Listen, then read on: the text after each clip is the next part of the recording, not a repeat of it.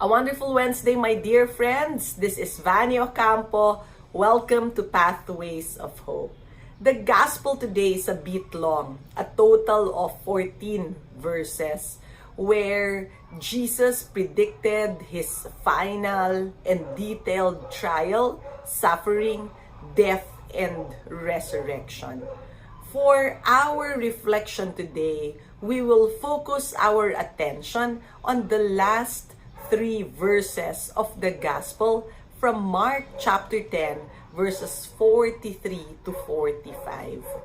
But it shall not be so among you. Rather, whoever wishes to be great among you will be your servant. Whoever wishes to be first among you will be the slave of all.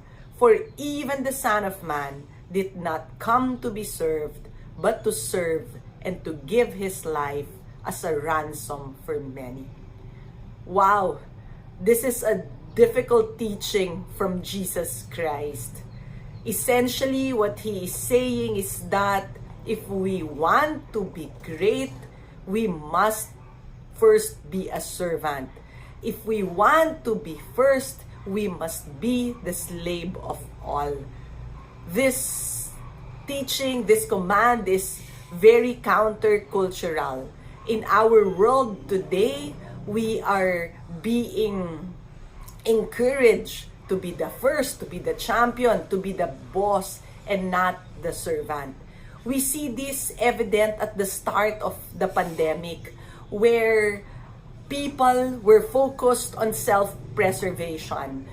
There was a frenzy on hoarding of grocery items, alcohol, sanitizers, and even medicines. On the other hand, we saw many generous and big-hearted individuals rising up to the occasion, such as the organizers of the community pantry initiative nowadays.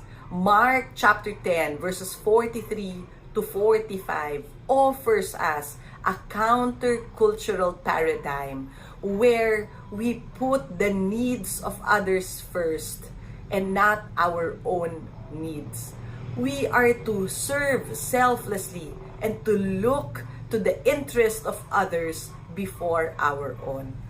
Jesus did not just talk about it, but lived it out by emptying himself, taking the form of a servant, and becoming obedient to the point of death, even to death on the cross. A servant lays aside one's own plans and preferences.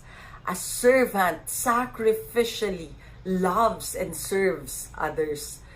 We see this example in Jesus. In trusting the love of the Father, he chose to love us even at the great cost to himself. All of us are invited into this life of servanthood and humility. Pray for the grace today to serve others just like Jesus did. Today, let us ask God to help us to look beyond ourselves and to follow the example of Jesus in loving and serving others. Take action and look around you.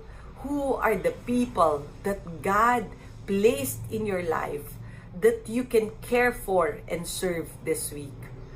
Look for concrete ways to love them, to help them, and to serve them. Brothers and sisters, experience true greatness by loving, helping, and serving others with the love of Christ. God bless you and thank you for listening.